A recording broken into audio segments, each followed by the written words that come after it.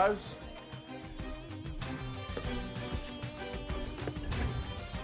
Now, this is case number 55 on the calendar in the matter of Dennis versus E.B. Parties have been sworn in. You may be seated. Have a seat, please. Miss Dennis, how old are you? I'm 21. Are you an only child? I have 2 sisters. Is this your dad? Yep. This is your complaint. Mr. E.B. Yep. is the prize. He is also the defendant. This is his wife? Yes. He separates from his wife in August. You take up with him almost immediately. Yes. Did you know he was separated at the time? Yes. So you knew he was married? Yes. How much after he left his wife did he hook up with you? In October. No, you met him before October. You moved in according to your complaint in October. He lived next door to my parents. With his wife or after he separated? Both. So as soon as the wife moved out, you started dating? Yeah. Big mistake. Did your father tell you it was a big mistake? Yes. Right? Right. How much of a big mistake did you tell her it was? I told her it was a big one. I told her it wouldn't have been worth it.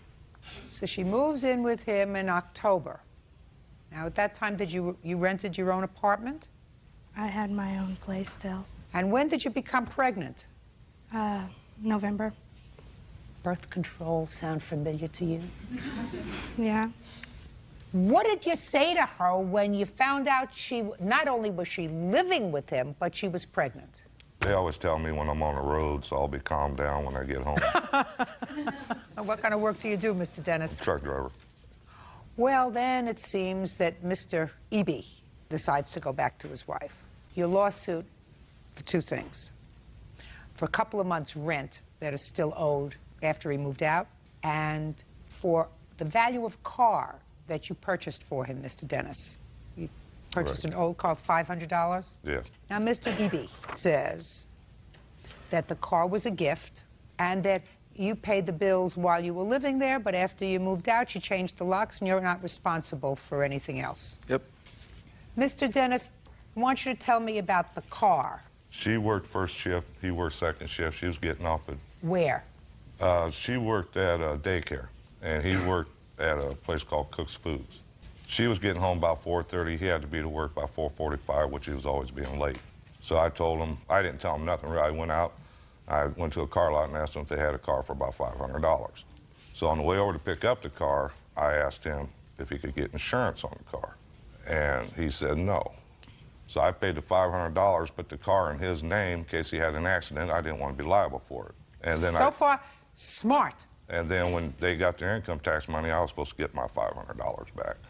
And that never happened. What do you mean when they? You mean the 2 of them? Well, he filed, but he put her kids on his income tax so he could get more money. How many other children do I you have have? 2. You have enough children. I know. That's what I told her. I told her she had enough at 1. Mr. Dennis, we could have been twins. Who takes care of these 3 children? I do. Well, I'm still carrying 1. I take care of the other 2. Where are their fathers? My daughter's dad is deceased, and my son's dad lives across town. And you're still living in this house? Yes. Emily, you have to find another hobby. Making children is not a hobby. I know. Let's get to the car part. And these are the things they forged. You have the car, right? Yep. So try yes. It sounds Yes. nicer. You know, how many children do you have? I have 1. You have 1 now. Yep. Yes. Yes. Did he offer you $500? No, he said he was willing to pay me $500 for it, but he didn't have it then. Oh, but you said you had it. I did have it. Well, that's what he wants. He wants the $500. So you have no problem with that? No, I don't have a problem with that. Now let's talk about the rent. Ms. Dennis, when did Mr. E.B. move out?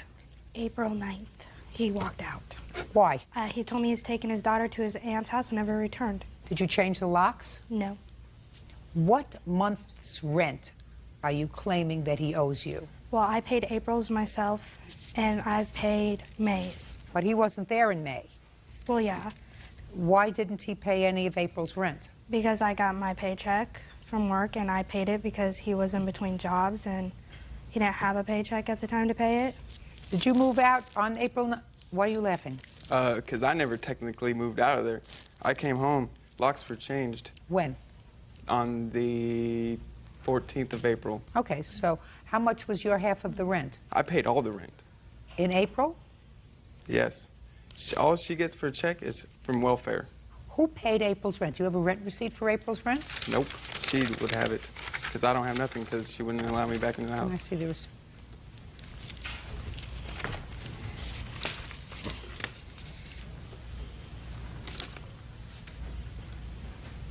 Did you give her cash to pay the rent? Yep. Let's try that again. Yes. Mr. Eby, these two women may find you irresistible. I guarantee you I do not. Okay. The only month that I'm interested in is April. The only month that you show me on a receipt for rent for April, every other receipt is nice and clear.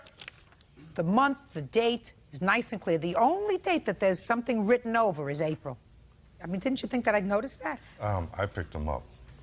Well, what happened here? I don't know. I didn't look Well, at 'em. I don't know either. You get money from social services? No. Other than your job, how do you support yourself? My son's dad pays child support. You get Social Security for your son, for your child whose father is dead? No, I don't, Why not? because he didn't work. Another winner. You help her? More than we should, but yeah. What is she going to do after her lease is up? She's moving into our house. Who else lives in your house, Mr. Dennis? All of them. You have That's three why children? I drive a truck. You have 3 children? 3 Yes. children? She the only one with children? No, How many of the others have children? all of them. Mr. Dennis, you missed the class on teaching your children birth control. No, they missed the class on listening. They missed the class on listening. All right, now, Mr. Eby, you have a counterclaim, if Well, my I'd memory like to is go back correct. for a second. What? Things they had forged. You mean forged with regard to the car? Yeah. when Listen they- to me very carefully. Put that down, sir. Put the papers down.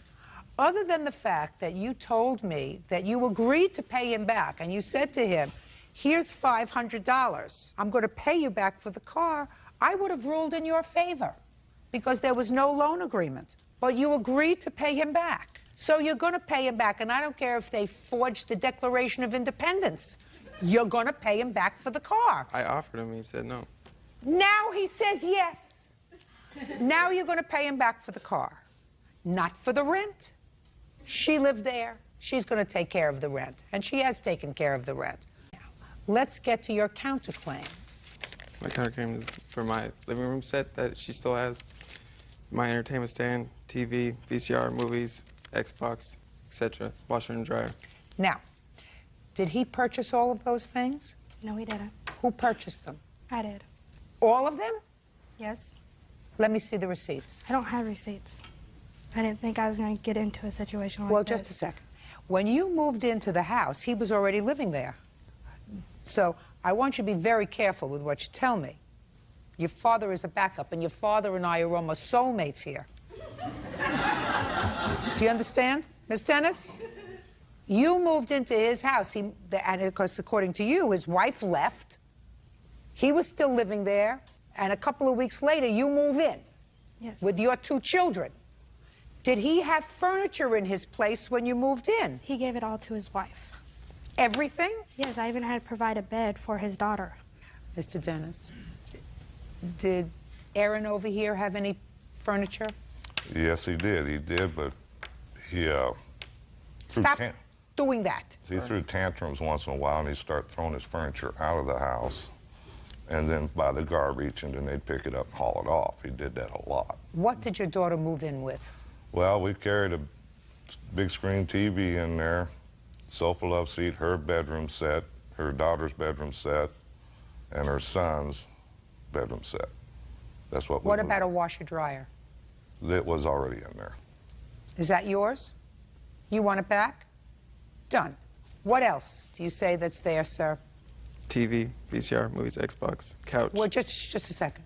How many TVs were in the house? 1. That's hers. Nope, hers got repoed. First of all, we have 4 TVs in our home. Oh, you do? Well, one of them must belong to him. We can have And you one. can have it. It is downstairs. Oh, fine. That's not the TV. Listen to me. You're lucky I'm listening to this at all. Because you two have to find another hobby.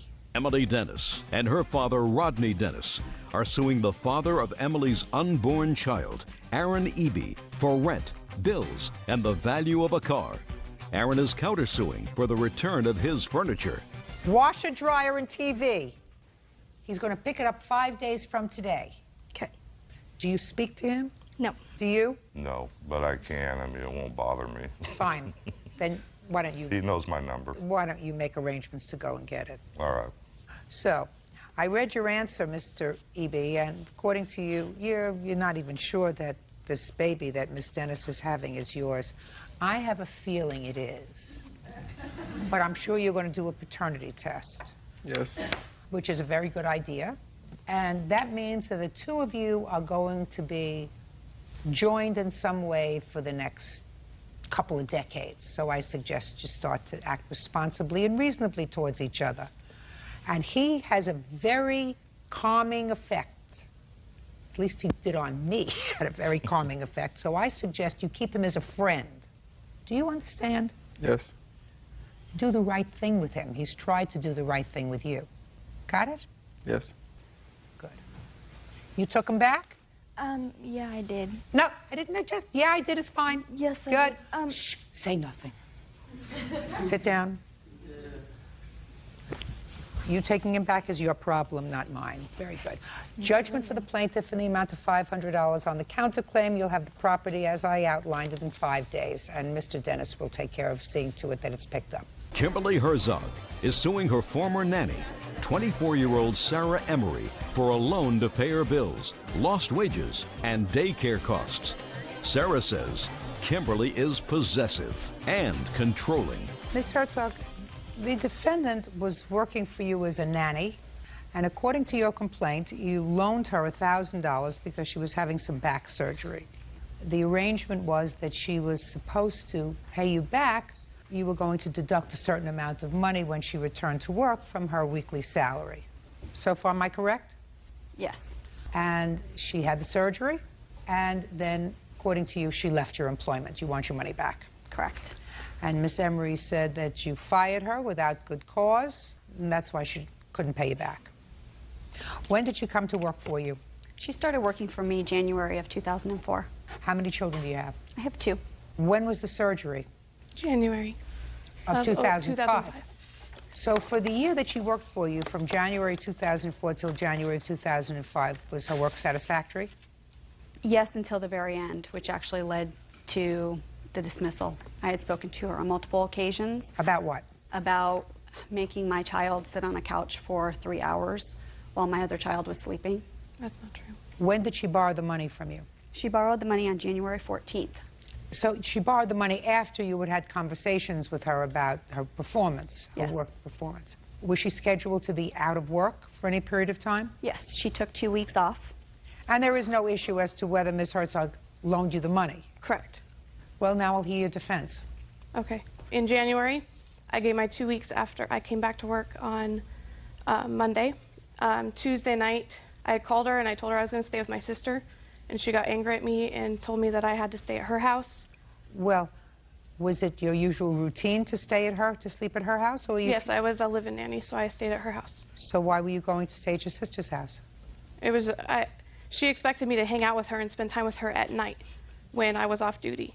And I didn't think that I should have to stay at her house when I was paying her rent or spend time with her family if I didn't want to. So what did you do? We got in a big argument, and I told her that if I wanted to stay with my sister, that I could. And she got angry at me and then started accusing me of things with the boys, of not caring for them the way I should, and that I loved my nephew more and all this stuff that wasn't true. And we ended up getting in a fight, and on Wednesday I couldn't handle anymore, and so when she was at work, I moved out. When you moved out on Wednesday, how did you intend to repay the $1,000?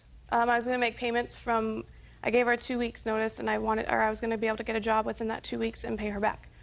But 2 days later, she fired me. I tried to get unemployment, and she's fighting me on that. She's trying to do anything she can to ruin my life. How are you supporting yourself? Right now, I finally started to get unemployment from the state. Go ahead. Let me hear what happened between Wednesday and Friday. On Wednesday, I come home and everything was moved out of the house. And she quit. And she quit. And she had Okay. my kids the whole day Okay. that she had done this. Fine. She quit. Yes, Did she work for you on Thursday and Friday? Yes. I didn't have anything else I could do at that point. Okay. What did you say to her on Thursday and Friday? I told her that I didn't understand why she would do something like she had done, move out of our home like that, quit. We had done everything to help her. It really hurt. It hurt to help someone so much and not. Did you fire her on Friday? I did not fire her. I rendered her services at that point. I What couldn't happened? trust her in my home.